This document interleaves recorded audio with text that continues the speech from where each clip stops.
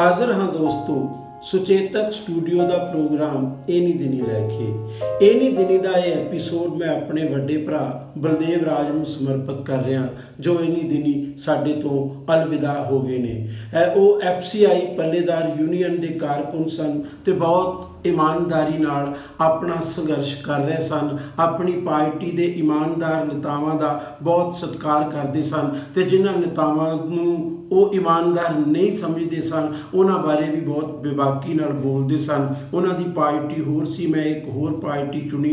बेशक दोवें लैफ्ट पार्टियां ने और लगभग ये प्रेरणा मैं एक तरह नाल उन्हां कोलों लई ते जिथे मैं काम करदा रहा उस तरीके नाल काम करदा रहा। पर असीं गल करांगे अपने व्यक्तिगत नाते तो परां इस देश के नाते दी। और सब तो पहला मैं गल करांगा आज तक दे पत्रकार श्याम मीरा सिंह दी, जिन्हां नूं उन्हां दे अदारे ने नौकरी तो खारिज कर दिता, बर्खास्त कर दिता। वजह उहदी ये बनी कि उन्होंने भारत के प्रधानमंत्री नरेंद्र मोदी बारे एक ट्वीट किया। उन्हां दा वो ट्वीट होने तो बाद हिंदुत्ववादी लोगों ने उन्हां दे अदारे नूं टैग करके ये सवाल करना शुरू कर दिता कि इस बंदे नूं तुसीं अपने अदारे दे विच क्यों रखिया होया, इहनूं तुसीं नौकरी तो बर्खास्त क्यों नहीं कर रहे, इहनूं इत्थों कढ क्यों नहीं रहे। तो फाइनली आज तक ने उन्होंने नौकरी तो कढ़ दिता। नौकरी तो कढ़े जाने के बाद उन्होंने एक छोटा जिहा लेख भी लिखिया जिहदे उन्होंने अपने उस ट्वीट की चर्चा भी की ते जो कुछ अज सोचते हैं उहदे बारे भी गल की। दोस्तों उन्होंने जिहड़ा ट्वीट किया, सब तो पहला जिहड़ा विवादित ट्वीट किया आज तक के हवाले नाल जां हिंदुत्ववादियों की नज़र दे विच, वो ट्वीट ये कह रहा सी कि जिहड़े लोग ये कहते हैं कि भारत के प्रधानमंत्री नरेंद्र मोदी का सन्मान करना चाहिए है, उन्होंने मैं ये कहना चाहता कि सब तो पहला प्रधानमंत्री नरेंद्र मोदी प्रधानमंत्री के अहुदे का सन्मान करना सीखण। ये बहुत बड़ा सवाल सी प्रधानमंत्री के बारे। पर जदों उन्होंने खिलाफ ट्वीट का हड़ आ गया तो उन्होंने एक बहुत सख्त ट्वीट भी किया प्रधानमंत्री बारे।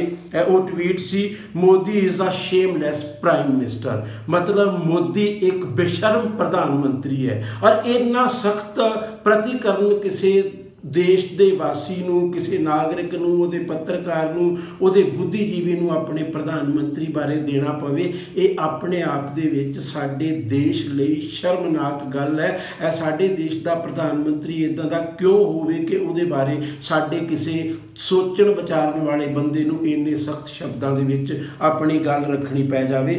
सचमुच असीं उस मुल्क दे विच रह रहे हां जिथे इस तरह दीयां गल्लां वापर रहीआं ने। और इस तरह दीयां गल्लां जो वापरदियां ने तो सचमुच साडे लई एक सोचण ते विचारन वाली घड़ी बन जाती है। उन्होंने इस छोटे जे लेख दे विच जिहड़ा उन्होंने बाद दे विच लिखिया बहुत सारे कारण दस्से ने कि वो प्रधानमंत्री नूं क्यों बेशर्म प्रधानमंत्री कह रहे हैं।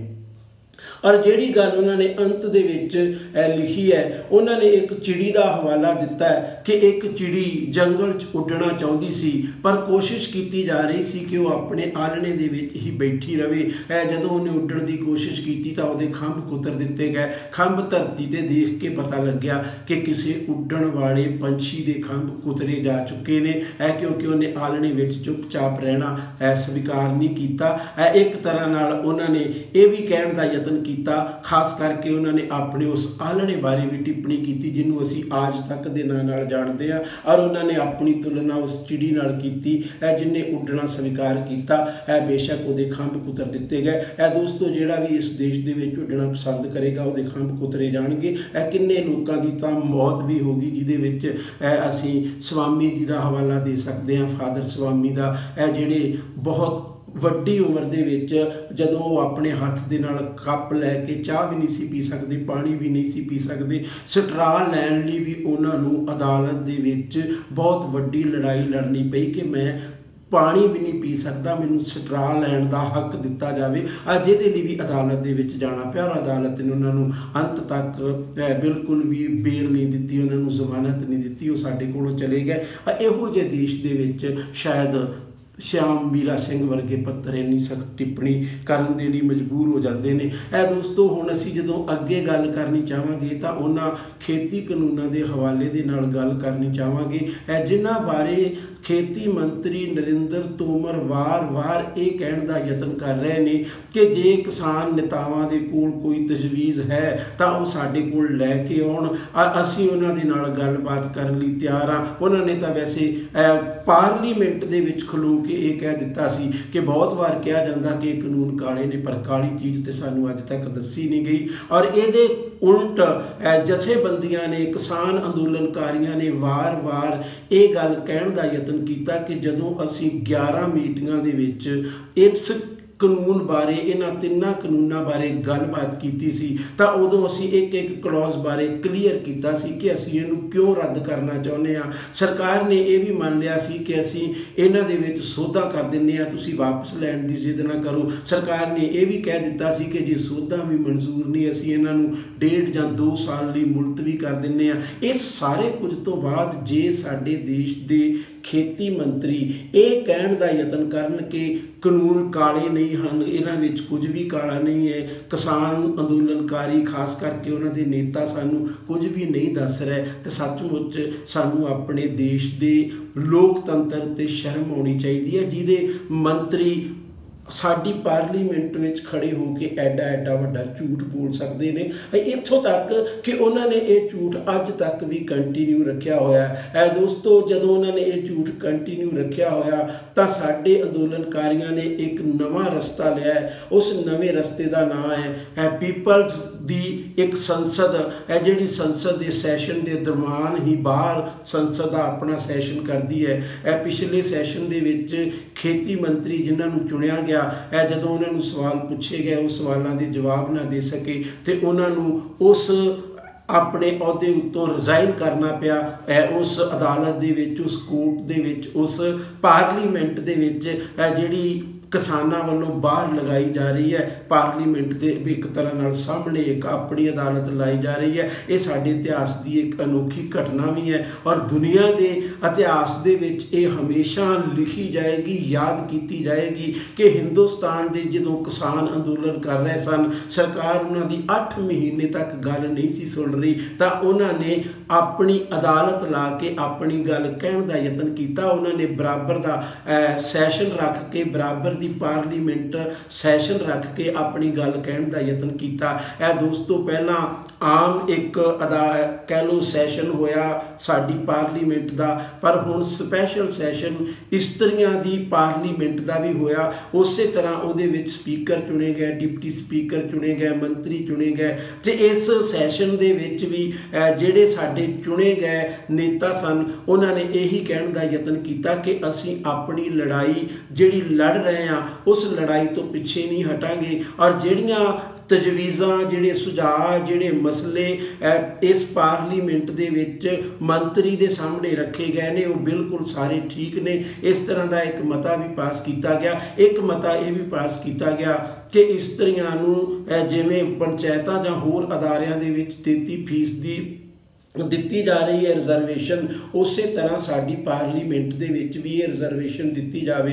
दोस्तों शायद जे मैं गलत नहीं तो 30 साल तो इस गल नूं सुनदियां बीत गए ने कि कोई मता आ रहा है, कोई लैके सरकार तजवीज़ आ रही है, कोई इस तरह की कोशिश की जा रही है कि औरतों नूं 33% जिहड़ी और रिजर्वेशन पार्टी दे विच मिल जाएगी और वो आपो अपनी पार्टी दे वल्लों पार्लीमेंट दे विच मैंबर चुन के भेजणगे। पर असीं देख रहे कि मर्द प्रधान सोच वाले इस मुल्क दे विच पार्लीमेंट दे अंदर औरतों की आवाज़ नहीं सुनी जा रही। वो 33% मंग रही ने, हालांकि औरतों की गिनती साडे समाज दे विच 50% है। 50% वाले नूं 33% भी नहीं दिता जा रहा। इस तो यही पता लगता है कि साडे देश के हालात किदां दे ने।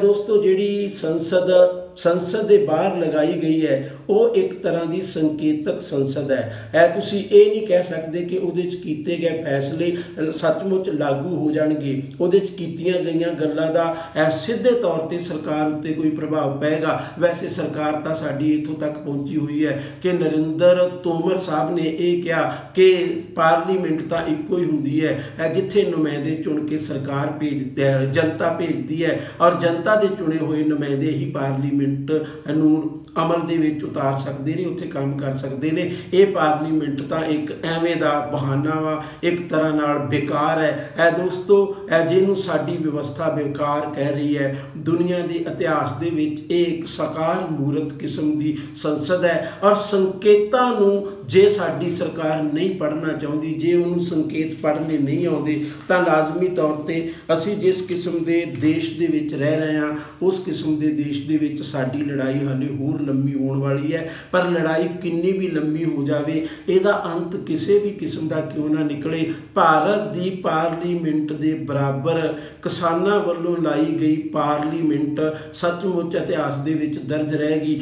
ਦੋਸਤੋ ਇੱਕ ਵੋਟਰਸ ਵਿਪ ਵੀ ਜਾਰੀ ਕੀਤਾ ਗਿਆ ਜਿਹਨੇ ਪਾਰਟੀਆਂ ਦੇ ਉੱਤੇ ਇੱਕ ਦਬਾਅ ਬਣਾਇਆ, ਉਹਨਾਂ ਨੂੰ ਸਰਕਾਰ ਦੇ ਖਿਲਾਫ ਪਾਰਲੀਮੈਂਟ ਦੇ ਵਿੱਚ ਖੜੇ ਹੋ ਕੇ ਲੜਨਾ ਪਿਆ। ਇਹ ਪਹਿਲੀ ਵਾਰ ਹੈ ਕਿ ਹਿੰਦੁਸਤਾਨ ਦੇ ਇਤਿਹਾਸ ਦੇ ਵਿੱਚ ਜਿਹੜੇ ਲੋਕ ਵੋਟਾਂ ਪਾ ਕੇ ਚੁਣਦੇ ਨੇ ਉਹਨਾਂ ਦਾ ਕੋਈ ਸੱਚਮੁੱਚ ਦਾ ਦਬਾਅ ਜ਼ਾਹਰਾ ਤੌਰ 'ਤੇ ਅਸੀਂ ਦੇਖ ਰਹੇ ਹਾਂ। ਜੇ ਅੱਜ ਅਸੀਂ ਸਿਰਫ ਸੰਕੇਤ ਦੀ ਸ਼ਕਲ ਦੇ ਵਿੱਚ ਇਹ ਕੁਝ ਦੇਖ ਰਹੇ ਹਾਂ ਤਾਂ ਭਵਿੱਖ ਸਾਨੂੰ ਉਸ ਰੂਪ ਦੇ ਵਿੱਚ ਵੀ ਇਹ ਸਾਰਾ ਕੁਝ ਦਿਖਾ ਸਕਦਾ ਜਦੋਂ ਅਸੀਂ ਇੱਕ ਐਸੀ ਸੰਸਦ ਕ੍ਰੀਏਟ ਕਰ ਸਕਾਂਗੇ, ਇੱਕ ਐਸਾ ਨਿਜ਼ਾਮ ਕ੍ਰੀਏਟ ਕਰ ਸਕਾਂਗੇ ਜਿੱਥੇ ਸੱਚਮੁੱਚ ਮੰਤਰੀ ਝੂਠ ਨਹੀਂ ਬੋਲਿਆ ਕਰਨਗੇ, ਲੋਕਾਂ ਦੀਆਂ ਸਮੱਸਿਆਵਾਂ ਉਹਨਾਂ ਦੇ ਕੰਨਾਂ ਦੇ ਵਿੱਚ ਸੁਣਿਆ ਕਰਨਗੀਆਂ ਔਰ ਉਹਨਾਂ ਦੇ ਜ਼ਿਹਨ ਦੇ ਵਿੱਚ ਉਤਰਿਆ ਕਰਨਗੀਆਂ। ਇਸ ਕਿਸਮ ਦੀ ਜਿਹੜੀ ਕਲਪਨਾ ਅਸੀਂ ਦੇਖ ਰਹੇ ਹਾਂ, ਜਿਹੜੇ ਸੰਕੇਤਾਂ ਦੇ ਆਧਾਰ ਦੇ ਉੱਤੇ ਅਸੀਂ ਕਲਪਨਾ ਕਰ ਰਹੇ ਹਾਂ, ਕਾਸ਼ ਇਹ ਕਲਪਨਾ ਬਹੁਤ ਛੇਤੀ ਪੂਰੀ ਹੋਵੇ। ਇਸੇ ਆਸ ਦੇ ਨਾਲ ਹੀ ਅਸੀਂ ਅੱਜ ਦਾ ਪ੍ਰੋਗਰਾਮ ਇੱਥੇ ਹੀ ਖਤਮ ਕਰਦੇ ਹਾਂ।